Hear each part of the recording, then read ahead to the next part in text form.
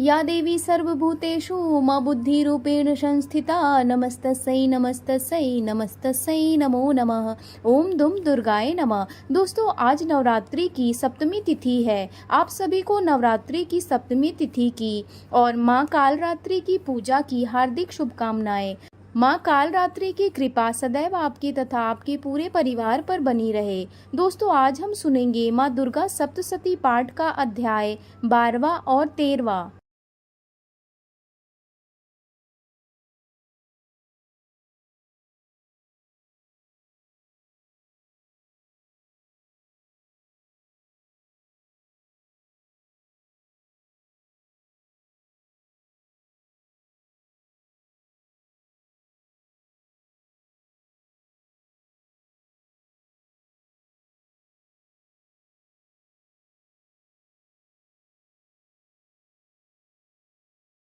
12वां अध्याय देवी चरित्रों के पाठ का महात्म्य। मैं 3 नेत्रों वाली दुर्गा देवी का ध्यान करता हूँ। उनके श्री अंगों की प्रभा बिजली समान है। वे सिंह के कंधे पर बैठी हुई भयंकर प्रतीत होती है। हाथों में तलवार और ढाल लिए अनेक कन्याएं उनकी सेवा में खड़ी हैं। वे अपने हाथों में चक्र, गदा, तलवार, ढाल, बाण, धनुष, पाश और तर्जनी मुद्रा धारण किए हुए हैं। उनका स्वरूप अग्निमय है तथा वे माथे पर चंद्रमा का मुकुट धारण करती हैं। देवी बोली, देवताओं, जो एकाग्रचित होकर प्रतिदिन इन स्तुतियों से मेरा स्तवन करेगा, उसकी सारी बाधा मैं निश्चय ही दूर कर दूंगी।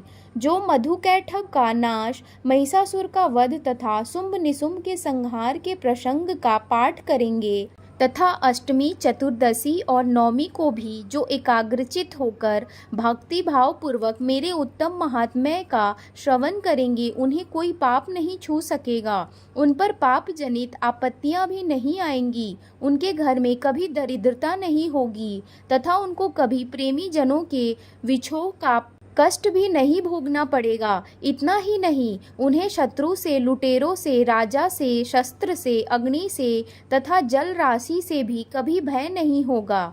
इसलिए सबको एकाग्रचित होकर भक्ति पूर्वक मेरे इस महात्म्य को सदा पढ़ना और सुनना चाहिए। यह परम कल्याणकारक है। मेरा महात्म्य महामारी जनित समस्त उपद्रवों तथा आध्यात्मिक आदि तीनों प्रकार के उत्पातों को शांत करने वाला है। मेरे जिस मंदिर में प्रतिदिन विधि पूर्वक मेरे इस महात्म्य का पाठ किया जाता है, उस स्थान को मैं कभी नहीं छोड़ती। वहाँ सदा ही मेरा सन्निधान बना रहता है। बलिदान, पूजा, होम तथा महोत्सव के अवसरों पर मेरे इस चरित्र का पूरा पूरा पाठ और श्रवण करना चाहिए। ऐसा करने पर मनुष्य विधि को जानकर या बिना जाने भी मेरे लिए जो बलि, पूजा या होम आदि करेगा, उसे मैं बड़ी प्रसन्नता के साथ ग्रहण करूंगी। शरत काल में जो वार्षिक महापूजा की जाती है, उस अवसर पर जो मेरे इस महात्म्य को भक्ति पूर्वक सुनेगा, वह मनुष्य मेरे प्रसाद से सब बाधाओं से मुक्ति तथा धन, धान्य एवं पुत्र से संपन्न होगा। मेरे इस महात्म्य, मेरे प्रादुर्भाव की सुंदर कथाएं तथा युद्ध में किए हुए मेरे पराक्रम सुनने से मनुष्य निर्भय हो जाता है। मेरे महात्म्य का श्रवण करने वाले पुरुषों के शत्रु नष्ट हो जाते हैं। उन्हें कल्याण की प्राप्ति होती है तथा उनका कुल आनंदित रहता है। सर्वत्र शांति, कर्म में बुरे स्वप्न दिखाई देने पर तथा ग्रह जनित भयंकर पीड़ा उपस्थित होने पर मेरा महात्म्य श्रवण करना चाहिए। इससे सब विघ्न तथा भयंकर ग्रह पीड़ाएं शांत हो जाती है और मनुष्यों द्वारा देखा हुआ दुःस्वप्न शुभ स्वप्न में परिवर्तित हो जाता है। बाल ग्रहों से आक्रांत हुए बालकों के लिए यह महात्म्य शांति कारक है तथा मनुष्यों के संगठन में फूट होने पर यह अच्छी प्रकार मित्रता कराने वाला होता है। यह महात्म्य समस्त दुराचारियों के बल का नाश करने वाला है। इसके पाठ मात्र से राक्षसों, भूतों और पिशाचों का नाश हो जाता है। मेरा यह सब महात्म्य मेरे सामीप्य की प्राप्ति कराने वाला है। सम्यक प्रकार पुष्प, अर्घ्य, धूप, दीप, गंध आदि उत्तम सामग्रियों द्वारा पूजन करने से, ब्राह्मणों को भोज कराने से, होम करने से, प्रतिदिन अभिषेक करने से, नाना प्रकार के अन्य भोगों का अर्पण करने से तथा दान देने से आदि से 1 वर्ष तक जो मेरी आराधना की जाती है और उससे मुझे जितनी प्रसन्नता होती है, उतनी प्रसन्नता तो मेरे इस उत्तम चरित्र का एक बार श्रवण करने मात्र से ही हो जाती है। यह महात्म्य श्रवण करने पर पापों को हर लेता है और आरोग्य प्रदान करता है। मेरे दुष्प्रभाव का कीर्तन समस्त भूतों से रक्षा करता है तथा मेरा युद्ध विषयक चरित्र दुष्ट दैत्यों का संहार करने वाला है। इसके श्रवण करने पर मनुष्यों को शत्रु का भय नहीं रहता। देवताओं, तुमने और ब्रह्म ऋषियों ने जो मेरी स्तुतियां की है तथा ब्रह्मा जी ने जो स्तुतियां की है, वे सभी कल्याणमयी बुद्धि प्रदान करती है। वन में, सूने मार्ग में अथवा दावालन से घिर जाने पर, निर्जन स्थान में लुटेरों के दाव में पड़ जाने पर, शत्रुओं से पकड़े जाने पर अथवा जंगल में सिंह, व्याघ्र या जंगली हाथियों के पीछा करने पर, कुपित राजा के आदेश से वध या बंधन के स्थान में ले जाए जाने पर अथवा महासागर में नाव पर बैठने के बाद भी भारी तूफान से नाव के डगमग होने पर और अत्यंत भयंकर युद्ध में शास्त्रों का प्रहार होने पर अथवा वेदना से पीड़ित होने पर, किन बहुना सभी भयानक बाधाओं के उपस्थित होने पर जो मेरे इस चरित्र का स्मरण करता है, वह मनुष्य संकट से मुक्त हो जाता है। मेरे प्रभाव से सिंह आदि हिंसक जंतु नष्ट हो जाते हैं तथा लुटेरों और शत्रु भी मेरे चरित्र का स्मरण करने वाले पुरुष से दूर भागते हैं। ऋषि कहते हैं, यो कहकर प्रचंड पराक्रम वाली भगवती चंडिका सब देवताओं के देखते देखते वही अंतर्ध्यान हो गई। फिर समस्त देवता भी शत्रुओं के मारे जाने से निर्भय हो पहले की ही भांति यज्ञ भाग का उपभोग करते हुए अपने अपने अधिकार का पालन करने लगे। संसार का विध्वंस करने वाले महाभयंकर अतुल पराक्रमी देव शत्रु शुंभ तथा महाबली निशुंभ के युद्ध में देवी द्वार मारे जाने पर शेष दैत्य पाताल लोक में चले गए। राजन, इस प्रकार भगवती अंबिका देवी नित्य होती हुई भी पुनः पुनः प्रकट होकर जगत की रक्षा करती, वे ही इस विश्व को मोहित करती, वे ही जगत को जन्म देती तथा वे ही प्रार्थना करने पर संतुष्ट हो विज्ञान एवं समृद्धि प्रदान करती हैं। राजन, महाप्रलय के समय महामारी का स्वरूप धारण करने वाली वे महाकाली ही इस समस्त ब्रह्मांड में व्याप्त है।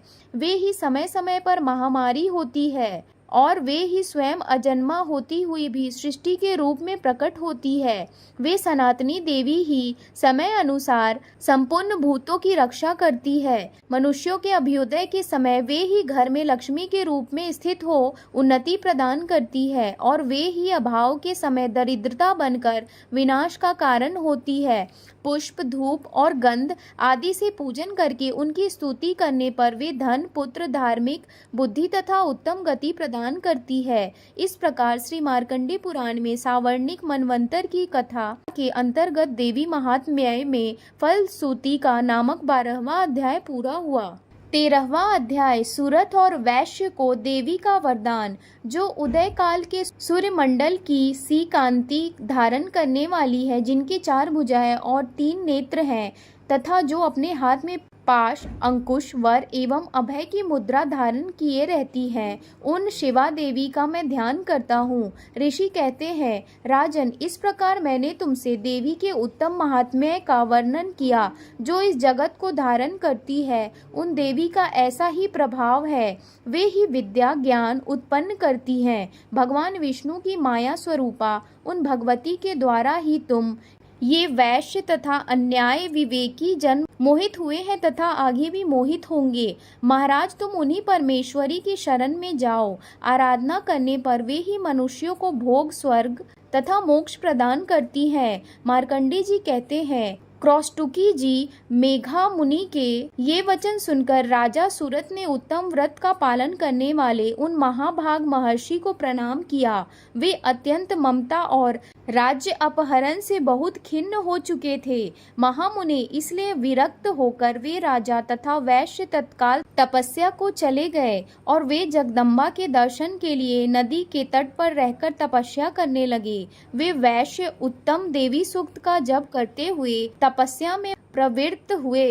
वे दोनों नदी के तट पर देवी की मिट्टी की मूर्ति बनाकर पुष्प, धूप और हवन आदि के द्वारा उनकी आराधना करने लगे। उन्होंने पहले तो आहार को धीरे धीरे कम किया, फिर बिल्कुल निराहार रहकर देवी में ही मन लगाए एकाग्रता पूर्वक उनका चिंतन आरंभ किया। वे दोनों अपने शरीर के रक्त से प्रोक्षित बलि देते हुए लगातार 3 वर्ष तक संयम पूर्वक आराधना करते रहे। इस पर प्रसन्न होकर जगत को धारण करने वाली चंडिका देवी ने प्रत्यक्ष दर्शन देकर कहा।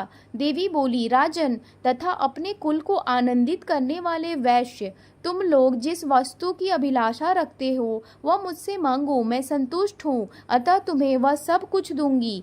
मार्कंडे जी कहते हैं, तब राजा दूसरे जन्म में नष्ट न होने वाला राज्य मांगा तथा इस जन्म में भी शत्रुओं की सेना को बलपूर्वक नष्ट करके पुनः अपना राज्य प्राप्त कर लेने का वरदान मांगा।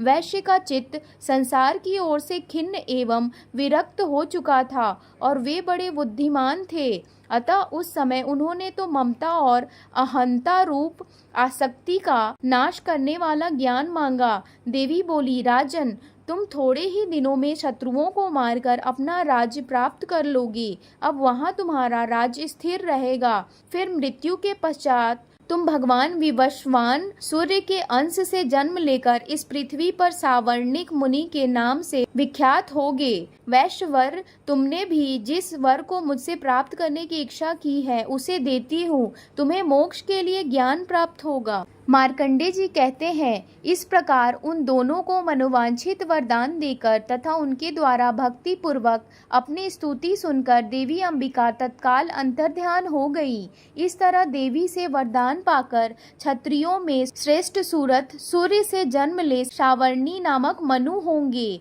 इस प्रकार श्री मार्कंडे पुराण में सावर्णिक मनवंतर की कथा के अंतर्गत देवी महात्म्य में सूरत और वैश्यों को वरदान नामक 13वां अध्याय पूरा हुआ। दोस्तों, इसी प्रकार माँ दुर्गा सप्तशती पाठ का 13वां अध्याय पूर्ण हुआ। आइए अब आरती करते हैं। जय अम्बे गौरी मैया, जय श्यामा गौरी, तुमको निस दिन ध्यावत, मैया जी को सदा मनावत, हरि ब्रह्मा शिवरी। ओम जय अम्बे गौरी, मांग सिंदूर विराजत, टीको मृग मद को, उज्ज्वल से दो नैना चंद्र वदननी को। ओम जय अम्बे गौरी, कनक समान कलेवर रक्तांबर राजे, रक्त पुष्प गलमाला कंठन पर साजे। ओम जय अम्बे गौरी, के हरिवाहन राजत, खड़ग खपर धारी, सुर नर मुनि जन सेवत, तिनके दुख हारी। ओम जय अम्बे गौरी, कानन कुंडल शोभित, नासाग्रे मोती, कोटिक चंद्र दिवाकर राजत समज्योति। ओम जय अम्बे गौरी, शुंभ निशुंभ विदारे, महिषासुर धाती, धूम्र विलोचन नैना, निस दिन मदमाती। ओम जय अम्बे गौरी, चंड मुंड संहारे, शोणित बीज हरे, मधु कैठब दो मारे, सुर भयहीन करे। ओम जय अम्बे गौरी, ब्रह्मानी रुद्रानी, तुम कमला महारानी, आगम निगम बखानी तुम शिव पटरानी। ओम जय अम्बे गौरी। 64 योगिनी गावत नृत्य करत भैरो, बाजत ताल मृदंगा और बाजत डमरू। ओम जय अम्बे गौरी। तुम ही जग की माता, तुम ही हो भरता, भक्तन के दुख हरता, सुख संपत्ति करता। ओम जय अम्बे गौरी। भुजाचार अति शोभित वर मुद्राधारी, मन वांछित फल पावत सेवत नर नारी। ओम जय अम्बे गौरी। कंचन थाल विराजत अगर कपूर बाती, श्रीमाल के तुम राजत कोटि रतन ज्योति। ओम जय अम्बे गौरी। माँ अम्बे जी की आरती जो कोई नर गावे, मैया प्रेम सहित गावे, कहत शिवानंद स्वामी सुख संपत्ति पावे। ओम जय अम्बे गौरी। मैया जय श्यामा गौरी। मैया जय मंगल करनी, मैया जय संकट हरणी, तुमको निस दिन ध्यावत, मैया जी को सदा मनावत, हरि ब्रह्मा शिव जी। ओम जय अम्बे गौरी। बोलिए सिंहवानी दुर्गा मैया की जय। आदि शक्ति माँ जगदम्बा की जय। क्षमा प्रार्थना। परमेश्वरी, मेरे द्वारा रात दिन सहस्त्रों अपराध होते रहते हैं। यह मेरा दास है, यूँ समझकर मेरे उन अपराधों को तुम कृपा पूर्वक क्षमा करो।